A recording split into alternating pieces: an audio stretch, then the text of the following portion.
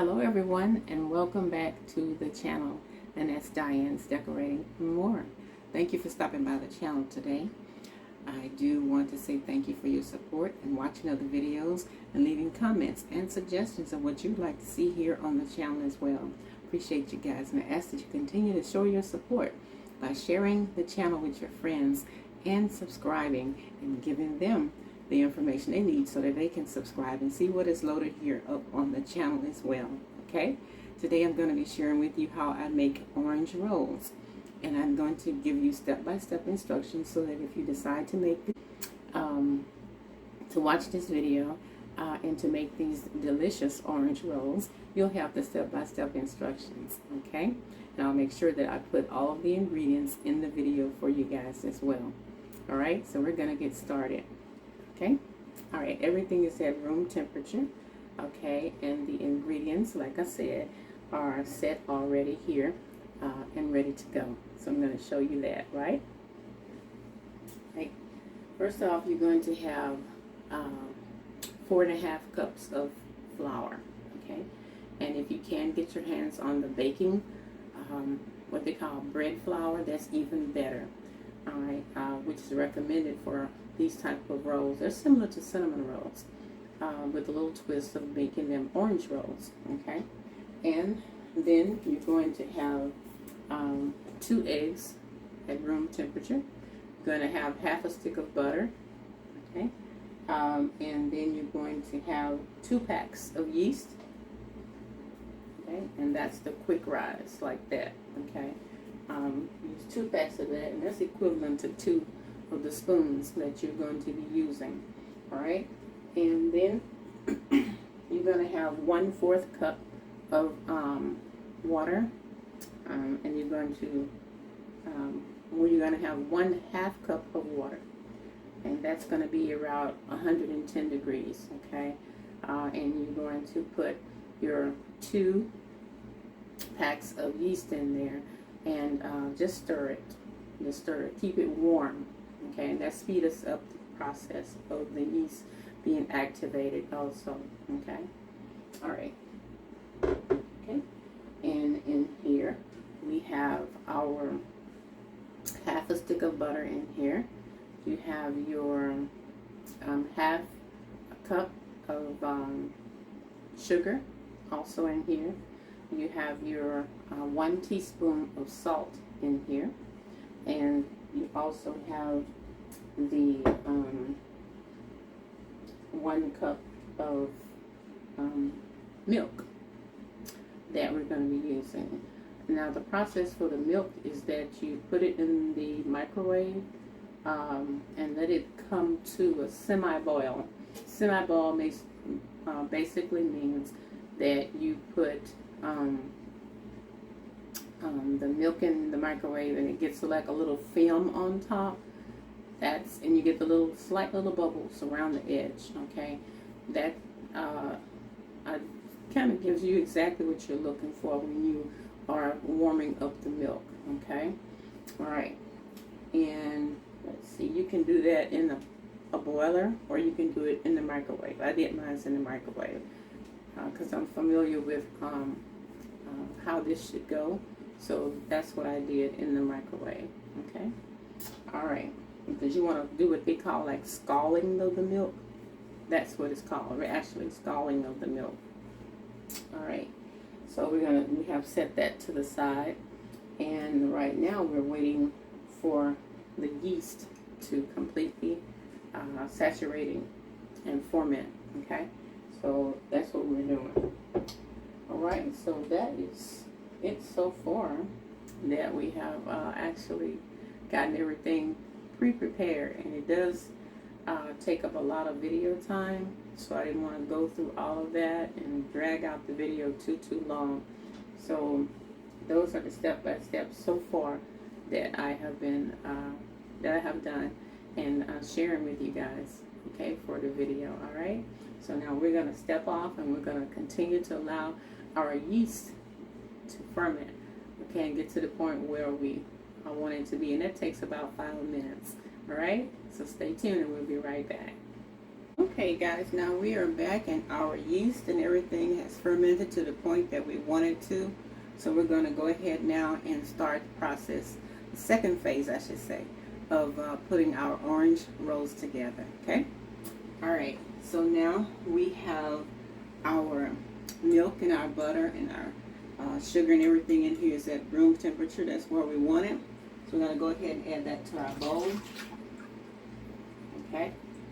Alright, and then the next thing we're going to do is go ahead and add in our yeast mixture here. Okay? Okay, gave that a quick stirring just in case there's some type of settlement on the bottom of it. Okay? Now our eggs are at room temperature and we're going to add that to our mixture also. Now you can go ahead and put your eggs in the yeast and whip it up like that, or just whip it up separately and then add that to it also, or you can do it like I'm doing it and just break the eggs and just add them in. And basically once you do that, okay, you're going to go ahead and just whisk it, the eggs in with a little whisk like that or something, whatever you have, and just whisk that up until the eggs are completely combined into the liquids. Okay, it takes about a good 2 minutes, 3 minutes the most. Okay, and you're just mixing it in like that. That's all you're doing. All right, that looks good to me. Next up, the only thing left now for us to add is our flour. And again, that's going to be your 4 1/2 cups of flour. And you're going to just spoon that in and just mix it in 1 spoon at a time. You can use this type of spoon or whatever you have that's available. That's until you get that, you know, until it's mixed all in really good. Okay.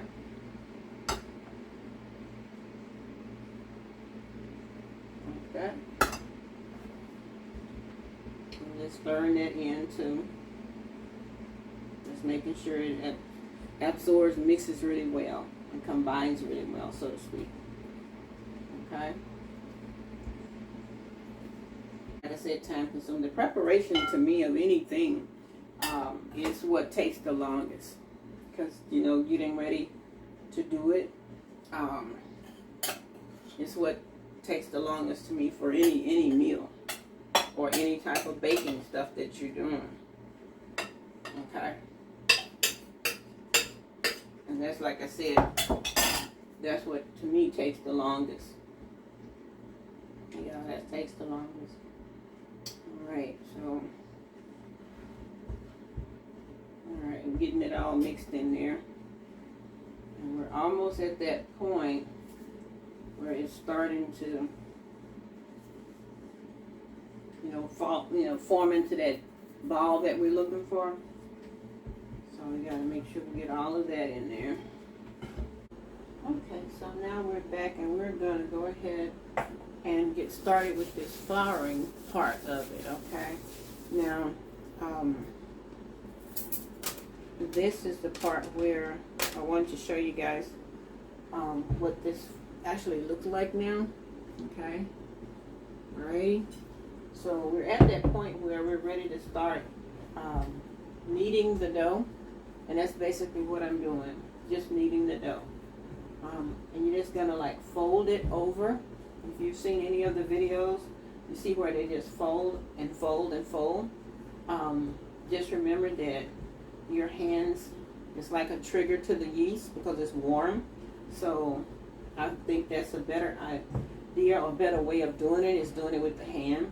Yes, I do have a mixer and I have a dough hook, but I find that in my pastime of making biscuits and sweetbreads and things, that the dough with yeast in it especially, it likes your hands because your hands are warm.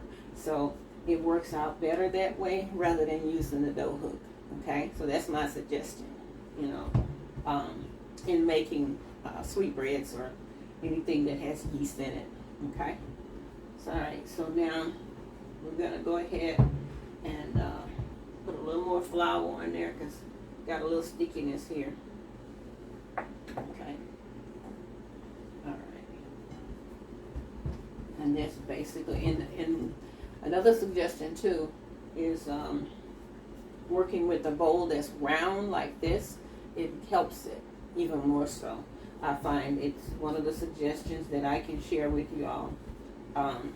It keeps the dough in a roundabout, fashion as you're working with the dough. Okay? All right. We are back.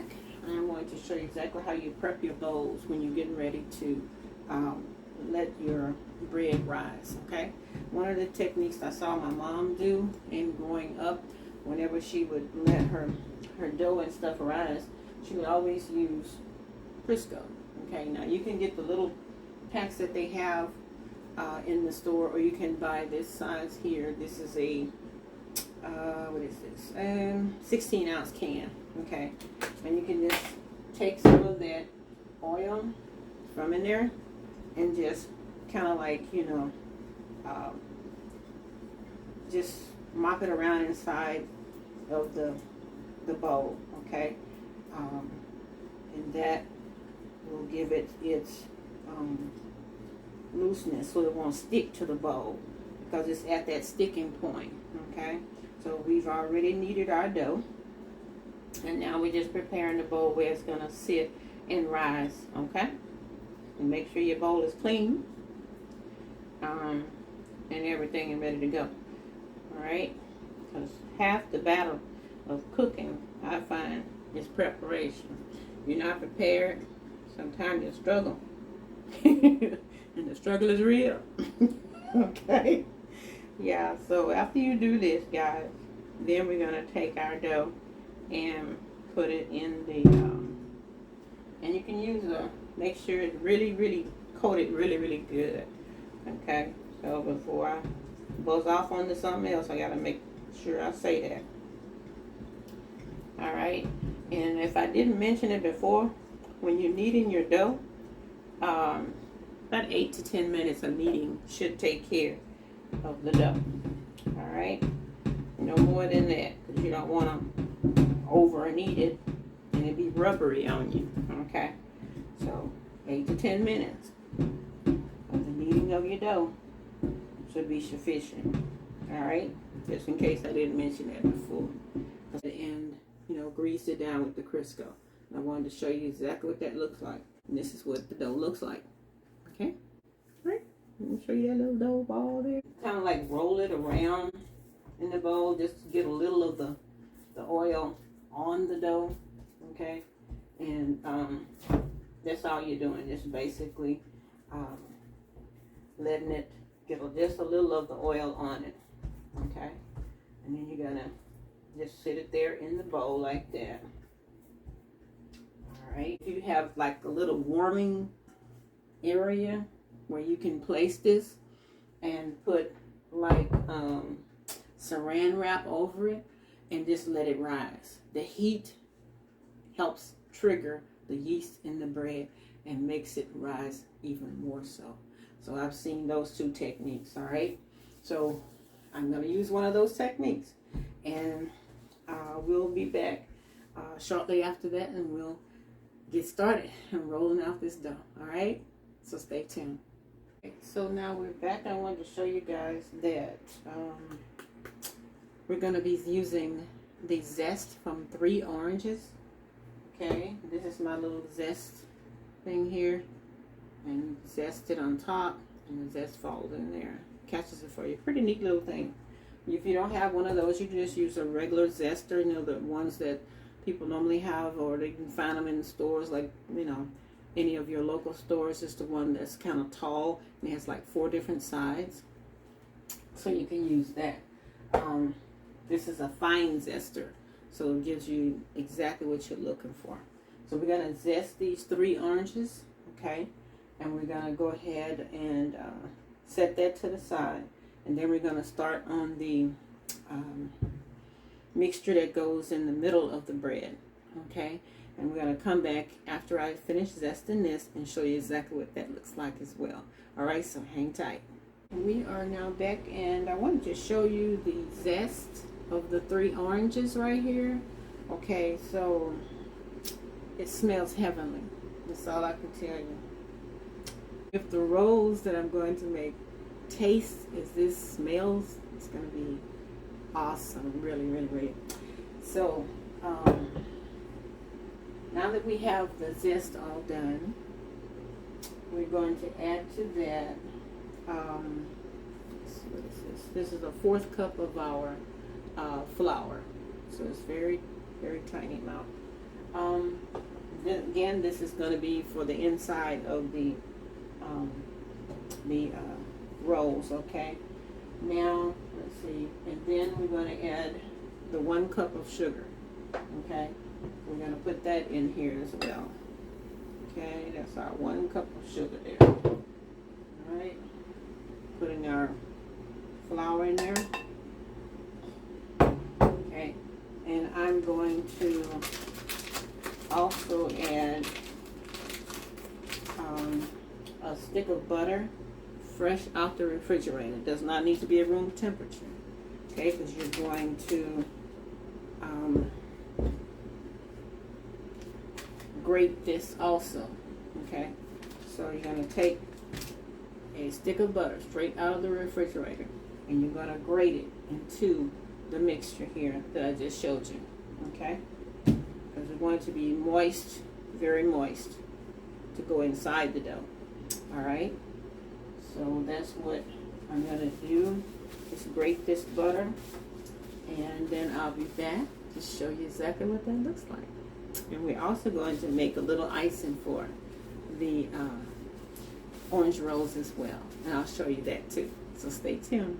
I wanted to step back on, guys, and show you exactly what this grating of the butter looks like, because I just realized that you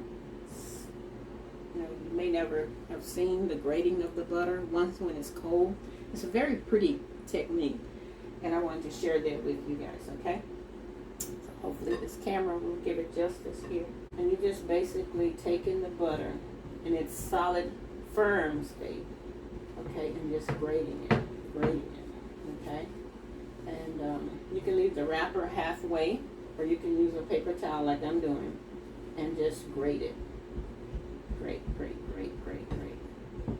like that. Okay, and like I say, you can use the firm side, and I'll show you. See how that is? How that looks? Okay, that's your grated butter, and I wanted you to see how that looks. Okay, when it's going through that process. Okay, it's very, very pretty. It's like angel hair. Pasta. All right, so I'm gonna step back off and finish that, and I'll be right back. Hey guys, now we are back, and the crumble that you saw that we made, I put it in the refrigerator to cool and stay on cool until we can now get ready to check our dough to see if it's ready. Okay, and one of the ways you know that your dough is ready, if you take your finger and you just push it into the center like that. Okay, comes back. Great. That means there's no resistance. It did not pop back, so it is ready. Okay, so our dough is ready. All right, flour our surface here. Okay. All right. Make that like that. Touch it up like that. All right. All right. So now we're going to take, let's see, a portion of the dough here. Okay. It's our dough. And we're basically going to just press it down like that. I'm not going to do any kneading because that's already been done. I'm just going to press it out like that. Just press, press. And kind of like an oval oblong shape. If you have a board that is long, you can pretty much use it as a guide. Okay, like like I have here. Okay. Nothing fancy.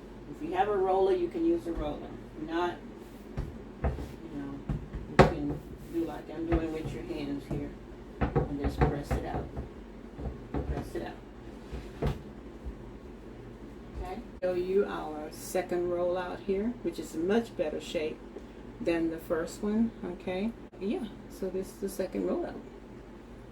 And we're going to add some more of our filling here. Okay, just remember to save some for the third piece that we have here. Okay, so this should produce 20 rolls.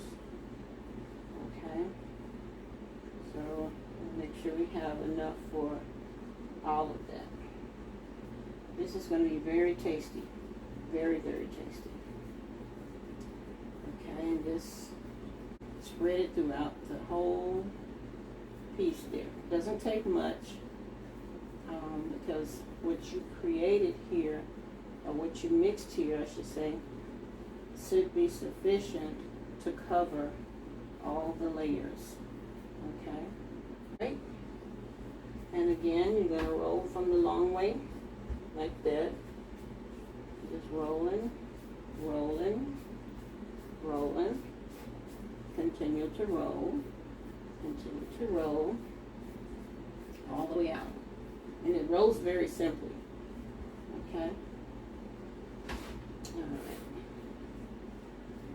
Alright, you come back to the front, pinch it up like that. Just roll it up on its side. And you're just going to pinch the top part of the dough, like that. Okay? Alright. Okay. Alright, I wanted to show you that part once again. Okay, I'm popping back in to show you exactly what the sections look like. Okay, once it's been pinched up like that. Alright. So, I'm going to kind of like measure once again like we did before. Like that. Just sectioning it off like that. Okay, go back. This time I'm using scissors because I wanted to show you both techniques, knife and scissors. Okay. Alright. Okay, and once you cut it with the scissors, it looks like this. Alright. And you're going to take your pieces like that once they've been cut. Like that. You're going to sit it up, straight up like that, with the top like that, facing up. You're going to press it down so it can match the other ones on the tray in height. Okay? Alright. For the little tail end pieces like that, just take it and kind of like pinch it and then flatten it out. And they'll sit up also.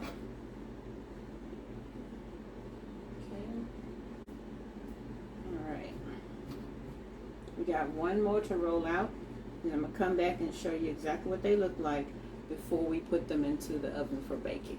Okay, sit tight.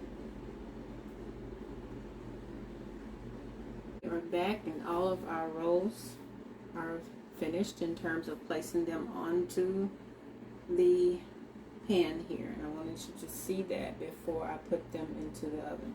It turned out to be 19. Okay, which was an odd number. I think I had said that earlier, that sometimes it'll turn out to be 24, 20, 21, 19, depends, because I only use 4.5 cups of flour. So now if you want to do more than that, say 21, 24, use 5 cups, okay, of flour, and it'll yield you that 24 that you're looking for. Okay, so I wanted to share that with you before I put this in the oven. Gonna put it in the oven on the top rack with a pan of water under it for about 30 minutes to help it rise before we actually do the final baking process. Okay, and we'll be right back. Okay, We are back, and I wanted to show you guys exactly what this looks like now that it's been sitting in the oven for about 30 minutes over a pan of water. Okay, so that's what they look like right now. They're going to be popped back into the oven at 375 for about 30 minutes. Now we'll bring those back once they have finished baking and show you exactly what that looks like. Okay, so stay tuned.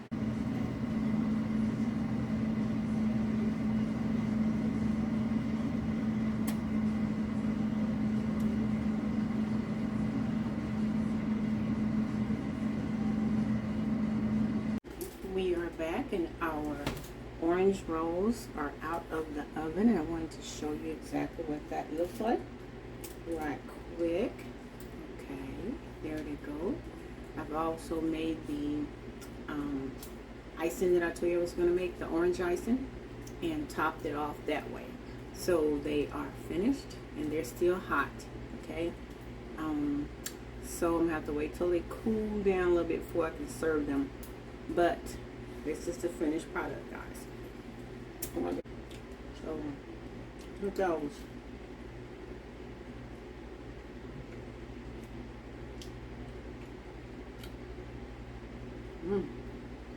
That's some serious orange.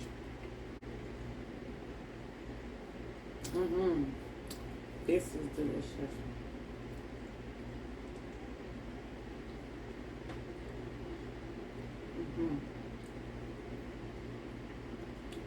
This is good. You can taste the orange in it for sure. Not too sweet. I was thinking it was going to be too sweet with the orange icing on top of it, because it did have that 1 cup of sugar that is in the middle of the nougat that you can make and put in there. So I was a little concerned about that, but it's not at all. The bread itself is not sweet, so the icing that's on top of it just tops it off, and that's it. It's delicious, guys. So do yourself a favor. You want something sweet and quick, this is it right here. Okay, your orange rolls. So I hope you have gotten a good idea out of how to make these, or some tips if you already make your own. This is a different type you can go to. You can make it pineapple, you can make it orange, you can even make it lemon rolls. You just change it up what the ingredients is in terms of the fruit. Okay, so hopefully you will like and share and subscribe to the channel. All right, and that's Diane's Decorating and More, and we'll see you guys on next time. Okay, take care. Bye bye.